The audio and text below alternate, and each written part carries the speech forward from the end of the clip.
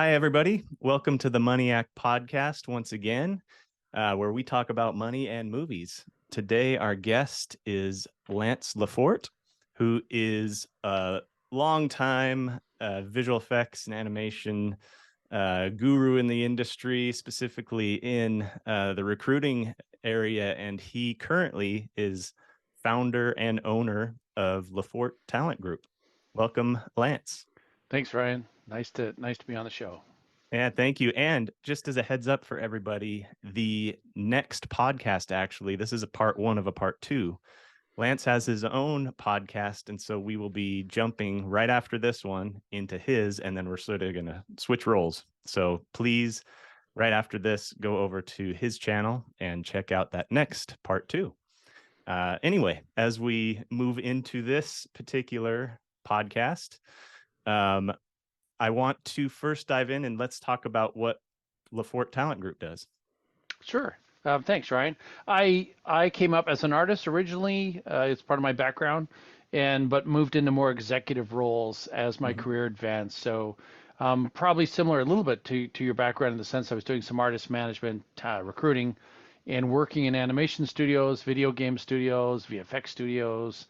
And about 8 years ago, I started my own business. A lot of my jobs have been talent acquisition, talent management, so it seemed logical. And part of the evolution was literally friends in the industry saying, "Hey, I can't find a director, or I can't find a modeler, or a senior department head, or can you Right. find one for me?" So it kind of just naturally evolved. And so we are a consulting boutique. We play very well in the digital umbrella of anything in digital production, whether it be vendors working for the streamers, or we've done recruiting on feature films, and everything from AR, VR, right through visual effects to animation to gaming, and anything related to that sort of emerging tech. So we've Mm-hmm. placed, we quite often are kind of like the 911 call. Like a studio has their existing All right. recruiting team, they go looking for someone and they strike out for whatever reason. Maybe there's no one available, everyone's busy, they can't find somebody. And sometimes then it gets elevated to we need to bring in a recruiting specialist to go headhunt down, two or three or four or five people. So Right. that's kind of where we fit a lot. I've done other things like, hey, can you babysit a studio for a few months while we're switching heads and stuff like that. So I've been flown into different places. I've helped, our team has helped scale companies up. We did one last year where there were 40 employees and they needed to get to 100 because they've landed a bunch of projects. Mm-hmm. So, more than doubling the size of that studio quickly. And they didn't have the internal resources to be able to do that kind of thing. So we got embedded with them for about a year, impacted their workflow, their recruiting meetings, and how that flow of information went. So we built an internal pipeline for recruitment, and created a real focus for them. Mm-hmm. Because otherwise, as you know, people generally get so busy doing what they're doing that Right. this recruiting thing, no one really wants to address it, but it happens all the time, right? It's like, how are we going to find all these people? Right. Or how are we going to find them quickly enough, or at the rates we need? So my background in my boutique studio is our ability to, we know this stuff really well. We are specialists. We can come in. We also know some of the immigration laws and employment laws around different areas. So if there are questions around that, can we get somebody in on a visa to do this and this? Usually we've got that expertise, so that helps. Mm-hmm. But I joke quite often that it's like most studios have the ability to recruit, but it's not a focus. It's not a discipline. It's something they have to do Especially if they organically. need 100 people right away or at the end of a project, something like It, that. Yeah, exactly. where And it explodes. I had another one before the pandemic where literally a company called and said, "We heard you can help us scale up." And I said, "How many bodies?" And they said, 442. Oh, man. And I said, "Well, Wow. how quickly are you That's needing to good do business. this?" And Yeah. they said, "Well, very quickly." Yeah. So, So you've got so this huge Rolodex of people that you've worked with, or yes, no, do people come to you and say, "Hey, I'm out of a job," you know? they do quite frequently. Yes, people tap in to see if we've got anything on the boil that might be a fit for them. Um, And sometimes it works. Literally Hmm. that's happened where a senior modeler or a department head from some studio said, "Hey, I'm getting laid off next month. If we're busy and we've got an opening, great. But other times we'll call a bunch of studios on their behalf and say, hey, we've got a really senior person looking to make a move. Do you have any openings? Could we create Hmm. one? Because sometimes it's a conversation that's been going, but they haven't posted an ad, you Right. know. Right. And that's what I found when I was on the other side of the desk with a recruiting team. Um, we didn't always post the jobs because we already had people we recently talked to. So we go to our data list first or our most recent interviews. And sometimes by the end of the day, we'd made an offer and it was done. So that job posting never went up, right? Uh-huh. Um, Right. or sometimes we're talking to an executive and they're like, yeah, I'm going to have to replace that vice president one day. Because there's been something went wrong. Right. Right. Um, so, if I call and happen to intersect at the right time, hey, I've got a VP of HR or a vice president of production or an operations director looking to make a move, and they go, funny that, let's have a conversation, let's have a Right. coffee. So it does happen, right? It's kind of just, it's a bit, bit of a fishing trip in the sense you put a bunch of hooks in the water out there and say, hey, who's biting today, so to speak, if I could, limit it down to a fishing analogy. So yeah, but to answer your question, we do both, right? Client It, comes to us, we need to fill XYZ, right. or senior candidate Somebody comes comes to to you. us, I want to make a move, I'm a department head or a head of production or a vice president or a senior vice president of X, and they want to do it quietly and confidentially. Right. So that's part of the service as well, as we're not throwing a name around the industry going, All right. you know, It's, hey, we have Ryan wants to somebody make a this move. level. Yeah, Right. exactly, right? We literally say so and so with a background of 20 years in finance or production or engineering, or he or she's been a head of technology at several studios. Right. Would this person potentially fit into your team in the next 3 to 6 months? Yeah. And And I that's know that anonymity is big because I remember a lot of cases where they didn't even want to come into the studio when we were yes, all based in the studio because yes. they didn't want to be seen by others and say, "Hey, why are they here?" And Oh, and that get word spread so quick in this business. absolutely. I mean, Ryan, it's funny you said that because I remember walking into a big studio in the lobby, and I had just recently started my business, and the VP of production wanted to meet me, and she had an assignment for me. So I'm sitting in the lobby, and one of the production managers I know really well, I've worked with her at two studios. She shows up in the lobby for an Right. interview at that place, and she's like, "You never saw me here." And I'm like, "I never saw you here." La la la la. I did Right. not see you. Um, yeah, but That's that's hilarious. part of the professionalism and the fact that and when we get into that sort of situation with a candidate that's kind of being marketed, um, we would then say to the candidate, this studio wants to meet you, yes or no. Do you want to? Because we're not going to give the name until the candidate says, yes, I'd love to meet them. Here's my name. Or you know what? No, they're not on my list of places I want to work. So it's very much a customized kind of search that we're doing. Sure. Um, and And if you're the based in Canada, right? You're in yeah, Toronto. It's yeah. a global industry. Do you tap into other Oh, locations as well, or are you focused? absolutely. No, no, Yeah. we've done recruiting all over the world. We preferred, North America, Western Europe, but I think we fit well and the value proposition's good.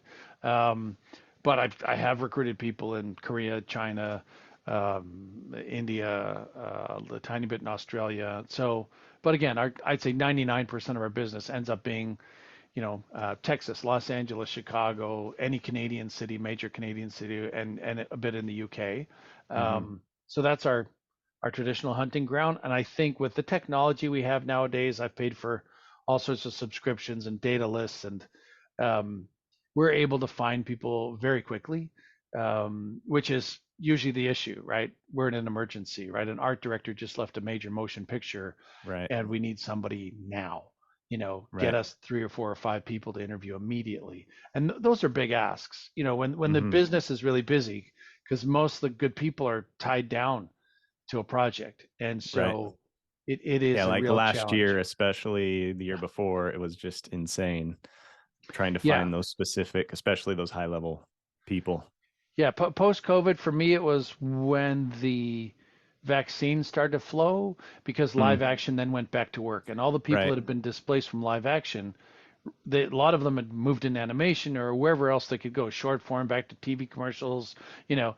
And so there was a group of displaced people because all the post houses ran out of inventory, had nothing to shoot, nothing to work on. So they Right. were laying off, laying off, laying off.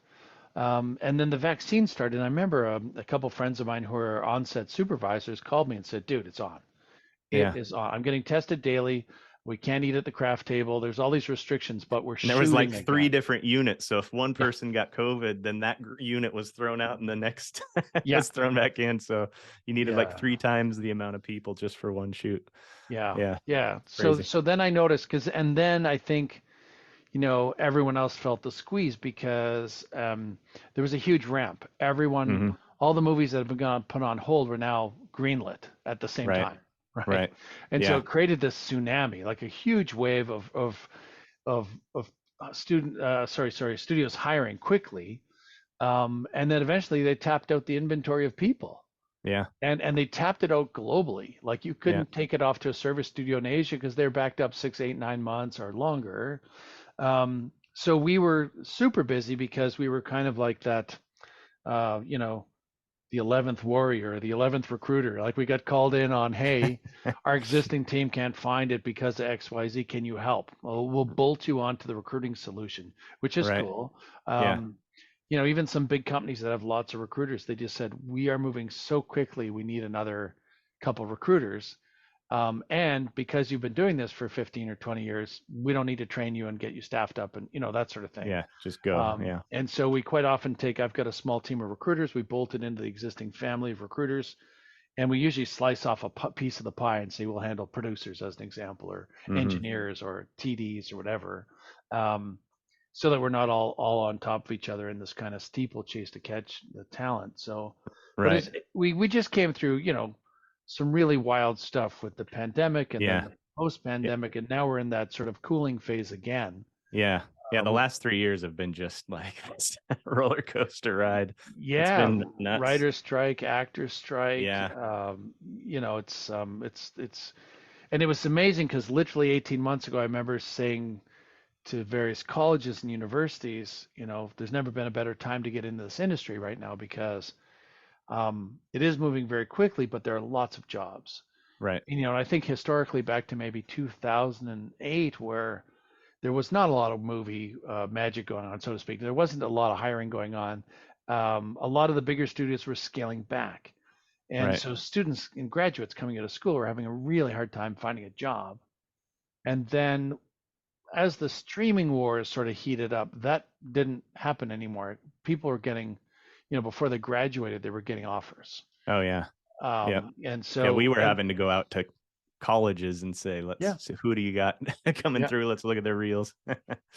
Yep. yeah, it dramatically changed for, I don't know, a course of several years there, where due to the streaming business and I think less theatrical, this like the quality of episodic got so much higher than it had Yeah. been before. Um, and so the VFX teams, many people said, look, working on a feature film or episodic, the timing is a little different, but the quality isn't that much different. Years ago, decades ago, it was very different, right? Right. The budgets were different. Yeah. Um, so it did create. I mean, we're like I said, we're on this sort of cooling phase right now. But it definitely was a bit of the Wild West the last few years. Yeah. Salaries crept up, um, Right. kind of Do you see them exploded. starting to creep I back down again now that the content is squeezed, based on the Yeah, streaming wars and based on the union strikes that have laid yeah. off a lot of people and all that kind of stuff? Well, that's it. I mean, we're not over it yet. The writers have gone back. The actors are still working on things. There's a possibility some of the video game industry might go on strike. So we're not out of the woods yet. Yeah. There's a ton of people out of work. Yeah. Not only this industry, but tech and a lot of Right. the other companies. We're in a bit of a cooler economy. So I would think that by and large, if you've been unemployed for several months, people are going to be different about that salary. They're going to know it's not what it Right. was 18 months ago. Yeah. So yeah, and that could happen in any industry, I'm sure. It cools Oh down. yeah. Yeah. Um, It's really supply and demand on both yes, sides, whether it's supply and demand of people or supply and demand of the content. And if yeah, there's too much content and not enough people, then the price goes up on the people and the yeah. reverse. Yeah. Yeah, yeah, no. So I'm waiting to see where it all settles out.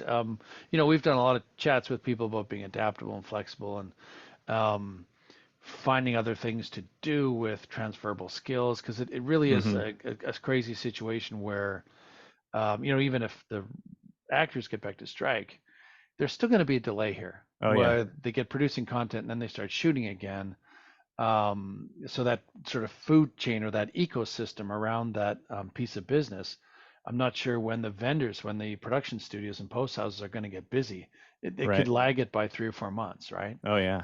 Absolutely. Hopefully not, but Well, speaking of that, as far as what you're telling people, as far as how they adapt, um, I know it's got to be different from a junior artist all the way to senior artists on how they need to, structure themselves. Obviously, that on the junior side of things, we've seen a lot of both of us have seen a lot of reels, and have probably a common thing, to tell people, yeah, put your best stuff at the front and blah blah blah blah blah. I imagine all of that still applies in this current dynamic. yeah. But what about the senior artists? What are you telling those folks? Yeah, look at the best part about the senior artists. Most of them have a really established network, so Mm, I'm sure they're talking to all their friends and trying to figure out, right. where's the work at. Um, we've told people look internationally, be Mhm. really flexible. Again, sort of one of those silver linings of the pandemic was we created work from home, right? Which we hadn't been Right. able to because so many big studios would say, the work all must be in a secure facility and you know, 10 layers of firewall, jokingly 10 layers, but, such that no one could hack in and get a data breach anywhere of any of the images or any of the footage or any. And so it's strange to me that when this pandemic happened, all of a sudden It everyone's opened working up. from Yeah. home. Yeah, and the security regulations that we used to sweat over. It used to be like Oh yeah. sometimes a 3 week steeplechase at the studio to make sure we have all the cameras and all the key cards in the right places. And Yeah. Disney's quality standards or security standards were different than Sony's, which were different than Apple's, which were different than Netflix. And Right. so sometimes you go, well, we've got 3 cameras up, and someone would say, but our spec needs another camera over here. So we're like, oh, let's go buy another camera, right? Yeah. Um, or there'd be a machine where anything printed off had to be under lock and key and destroyed at the end of the day, shredded, Mm. and so and it goes on and on from blackout curtains to a key card holder, and only, let's say, the senior editor would have that one key, and it had to be like Right. on his neck or something, right? And so and I helped a lot of studios do those back in the day, and so it's strange, that everyone's making movies from their kitchen table or their bedroom now, or like the irony and Right. all the blood, sweat, and tears we went through is all gone. Right. Um, so it's It it's a is cure. nice that there's some studios still, and a lot of them still holding to try to make that continue on, whether it's fully remote or partially remote, because it was the way of the future, but some of those security measures were so over the top, and Yeah, and I get it. It makes a lot of sense, but yeah. there's a lot you can do at home to mitigate some of that Oh, risk. absolutely. And, Yeah. and look, we've been doing this now for several years, and from all accounts or most accounts, it seems to be working really well. Yeah. Um, and depending on which producer, some executive producers I've talked to say, well, I think we're actually a little bit behind, but I can't really tell Right. because I can't really get my grips on everything. But I did have a few producers at the beginning say we're so far ahead, it's almost embarrassing. Like Uh-huh. work from home has actually exceeded our expectations. I wish we'd done this years ago. Oh wow. Yeah. Yeah, and I remember a couple studios just getting rid of all their leases because Right. they were like Yeah, you don't the need owners. the footprint anymore. Yeah, well, Yeah. not only that, the owners were like, I'm at home with my children. Yeah. This is good, Right. one of the jokes in the industry for years is always, we're working on children's entertainment and educational products, but we don't have time for our own kids. Right. What I mean? There was just like, we are so busy and there's such a grind to get this stuff out. So it's sort of, I think it's been a relief for some people. Yeah. Um, More um, the more the intermediate to senior people that do have families. I think that's the big one. Yeah, I know there was a bit of a struggle with the junior folks that, wanted to be around other people and kind of in yeah, the studio environment. And I know that was, and still probably is, a bit of a bummer for some of them. y- Um, yeah. Well, and also, yeah, you think of like the culture that grew, and also for training, I yeah, think that's the big one where you do a desk side chat with somebody and look at a monitor and talk about what's happening. Other people close by would eavesdrop, right? right. Sometimes that's how they got trained, was just like, oh, I'm doing that too. I didn't want to admit it to anyone, but I'm glad he's having that problem or she's having that problem. That's And, right. Yeah, so this kind of organic learning happened. And I yeah, think, you can do it on Zoom and all these other platforms, but it's not as kind of intuitive. It's not as right. natural. Um, There and was a cool app that um, former place I was working at, um, one of the supervisors was trying out, and it seemed to really work for their team. Their team had, hmm, had all these amazing things to say. It's called Gather Town, and it's this kind of cheesy, um, you know, 1980s video game looking thing that you yeah, can literally build out a space, a digital space, and you have a little avatar, and you can, as you walk closer to people, the windows pop up. So you could literally build yeah, out your own studio, sit next to your friends, and you could still have those conversations if you were logged into this, and you could hear what the others were saying, and the yeah. supervisor could come to you. So it really worked well for their team. So they are trying to make solutions for that, because Hmm. that is a huge loss where you don't have that, that connectivity just around you, the water cooler conversations, all of that kind of stuff. Yeah. No, no, Yeah. I've seen a couple like that same sort of thing where, because creates almost like video game of people at work, right? Right. Um, but they had one. I saw an example a few weeks ago where you can invite people into a room for a meeting. All the avatars had to run over to that, digital room. Right. But yeah, it was creating this kind of. It was just basically creating. They were living in a video game, and I kept thinking that at the beginning when Zoom all of a sudden like exploded, like everyone Yeah. was on Zoom. Yeah. Zoom started getting all these new features. I think, it had been a free platform before, but now there were like several tiers.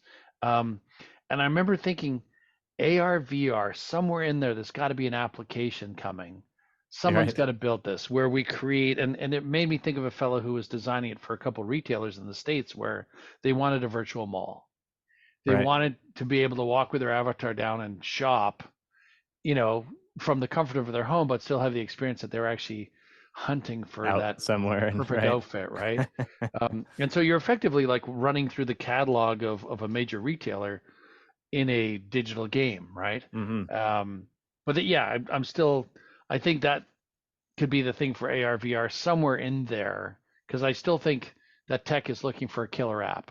Right. It's looking for the spot where Yeah, that consumers Apple goggle everywhere. type thing, or Right, yeah. right, Yeah. yeah. So, but yeah, it's we're going through a strange time, and again, once the strikes are over, I imagine the industry is going to lurch forward really quickly, Yeah. Yeah. because It's people feast have or now got, famine.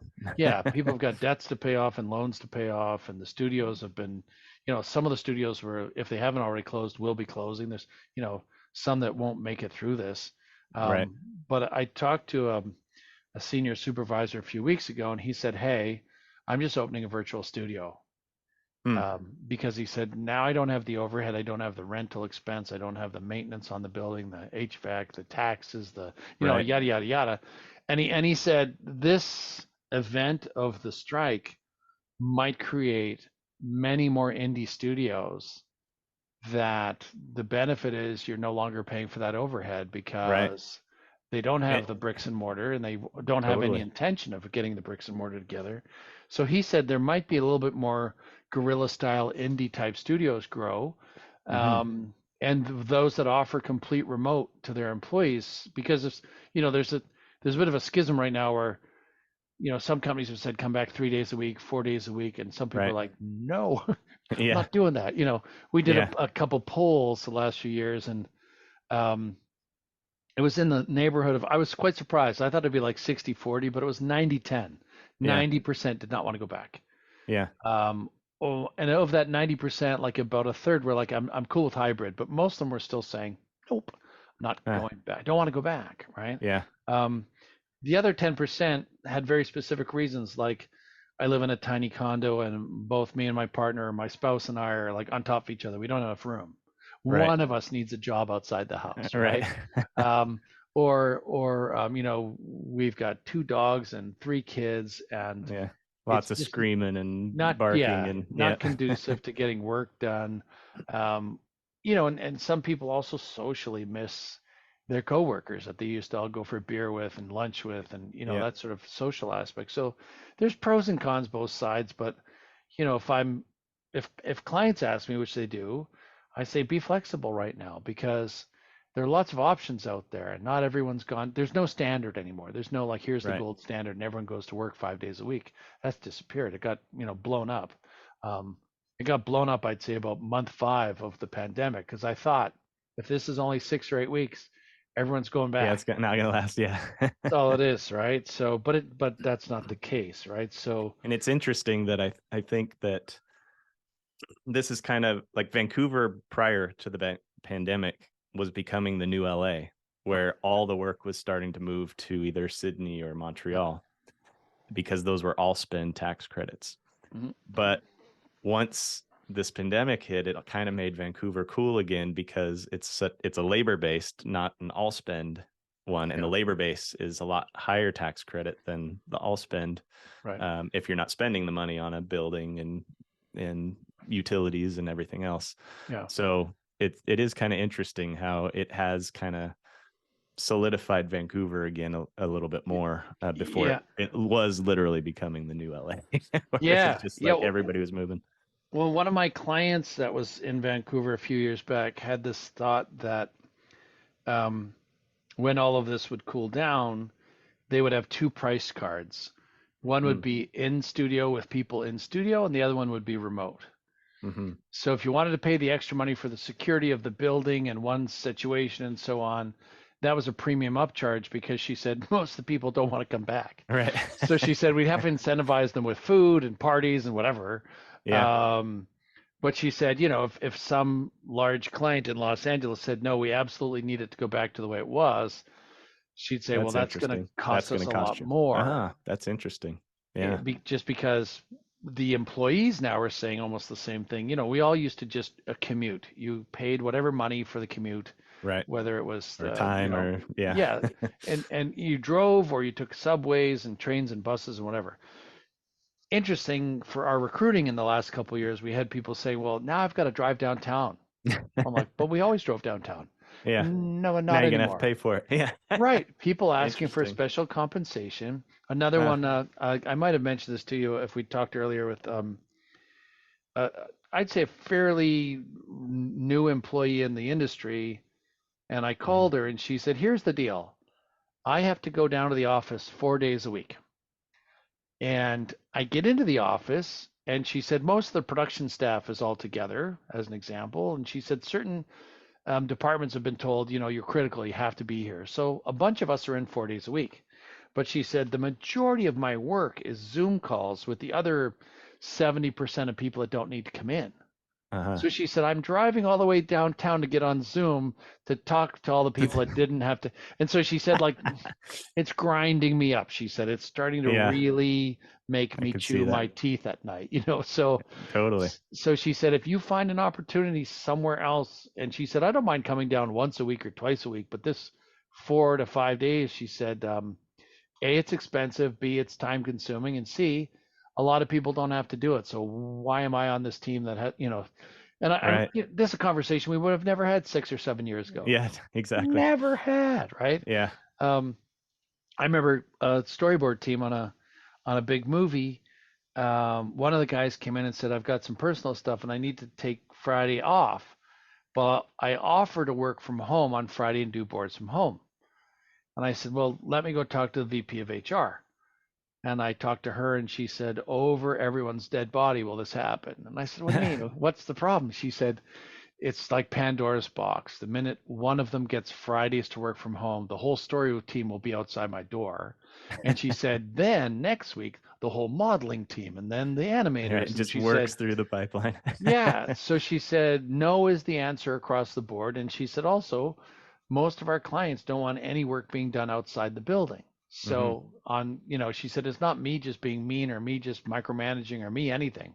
She said, it is our clients have an expectation, a legal obligation we have to fulfill for them. So no, and Right. again, it's like we're in a Twilight Zone episode where it's the reverse of everything now, It right? is. It's Yeah. Yeah. so many Exactly. people working from home. It is. Um, Yeah. Well, I know we're bumping up on the half hour already, but I did because I do have a lot of it's pretty much half and half of young folks in the industry sure. versus the senior artists. What is your, I mean, I talked about the one thing that we all say, put your best stuff at Yeah. the front of the reel. Yeah. I know you also do a lot of outreach to schools and whatnot Yeah. and students. What Yeah. what do you think is your most valuable, checklist Yeah. of advice Well, for I them? think that old sort of line, "This too shall pass." If you've been in the Right. industry like you have and I have for more than a decade, you've seen these ups and downs, right? Yeah. And there are times when everything seems like it's the end of this whole industry, and then something new comes about, right? Like several years ago, there was no streaming at all. We used to do DVDs and direct to TV and feature, and if one of those slowed down, it was not a good time. But then streaming happened and kind of like all the boats floated up, right? But the Right. volume of content went a little crazy. And also, 15 odd years ago, we didn't have Instagram and YouTube and all these other media channels that are now juggernauts, right? Right. Some of them were in their infancy, right? So, really, if I'm talking to anyone right now, it's like look at those newer channels, look at the newer media distribution options, Hmm. and also for funding, right? People can crowdsource and do all sorts of other things. So um, it's A, it'll pass. B, find something to do while you're waiting for it to pass. Yeah. Stay out there, tap into all your networks, keep applying for jobs everywhere, because we really don't know. There. If I do a search, which I do quite frequently, just to see who's hiring, there are jobs right now. Not Mm. the volume we need. I talked to a studio in South America last week, and they said we posted an ad and got 400 applicants. Right. And they said, well, we were calling some of them back. They didn't even remember applying. So people are just They're just applying blasting. everywhere, right? Yeah. Um, but in that world of all of that going on right now, there are still studios that need to get work out, and maybe it's not full time, but maybe it's contract work. We need you Hmm. for 6 weeks on a project or 8 weeks, but that'll string you along till hopefully the next one kicks in. Right. Um, and the other thing is look at adjacent industries like advertising, right? Hmm. Because they've got small studios. Quite often, a lot of my friends got into movies or games because they've been doing freelance work at ad agencies. Build us this little character for this smoking cessation drug or something, right? As an Right. example.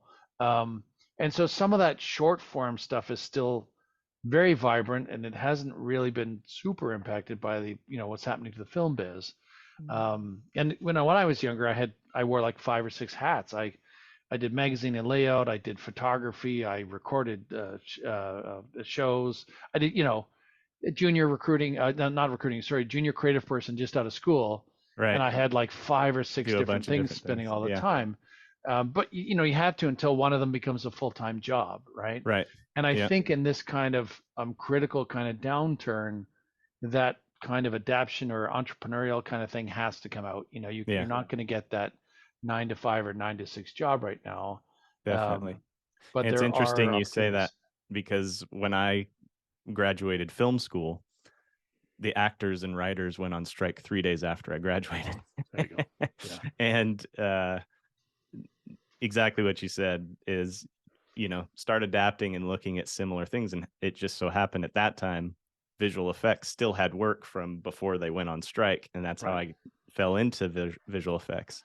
Yeah. And then there was a little blip as, then there was a pause because of the writer's strike and content needed to catch back up. And I think Yeah. that's probably what will happen again. This was a longer one Yeah. this time, but yeah, there will be a lot of content that will catch back up. But then also, most recently being in the game industry, when we were pitching around our project, all of a sudden, all the big publishers were saying no, no, no, because their funding was getting pulled. Yeah. Yeah. And what the agency was saying was there's going to be a point where they realize there's nothing slated for Yeah. 2025 or 6 or Right. 7. We got to get who's got something going. Yeah. So Yeah. whoever does have those little projects going is going to, are going to get publishers very fast. And then all of a sudden they're going to need a ton of people. So, Yeah. yeah, I think we're definitely in a little blip, but like you Yeah. say, Well, yeah, start. I think hoping it's going to turn on. I mean, the other thing again, one of the things that reminds me, Ryan, is that one of the studios I worked with years ago, um, as sort of like a lark, they thought, well, let's just try a YouTube channel. Let's see how Right. much that energy that takes, and but it was literally like that's not the client base we need, and that's not the way we make money. But it was like a pet project, Right. and I think they started to see, oh, it's generating a few $1,000s a month. They were like, uh-oh. uh, Now we're Yeah. going to actually assign resources to this. And now I think to this day, they've got probably 5 or 6 YouTube channels Oh, running wow. different content. And Yeah. it's actually been the growth for their studio. Oh, cool. So it took a while, it wasn't overnight, but they started producing more and more content for YouTube. And it's basically created a lot of revenue for them. So Very I, cool. I think, the traditional methods or the traditional channels and the way we think of doing what we're doing, and maybe new generation coming into that isn't going to be as programmed to this is the status quo, right? I'm going to Right. make it on my own. I'm going to make it this way and that way. Right. And those YouTube influencers are, the story of the Yeah. last few years, right? They're Yeah. just That's why all the kids want to do that, and no one wants to be a firefighter or yeah, whatever else anymore. A yeah, kid. Yeah. animation podcasters, yeah, Yeah. Yeah. My son, he's got his own podcast and he's got over yeah. 1,000 subscribers. He's killing Wow, me. But, yeah. but Well, and the other thing is like esports. That didn't even exist 20 years ago. right. And now I've seen, you've seen them too, teams and teams of people competing, like whether it's uh, uh, any one of the franchises, League of Legends or any of them, where they've got sponsors. It's a sporting event now. It's Yeah. become Oh, yeah. huge, Yeah. and the fact that people log on to watch somebody play the game, you know, Right. Yeah. um, that didn't exist 20 years ago. Yeah. Yeah. It's created a whole new thing for Yeah, sure.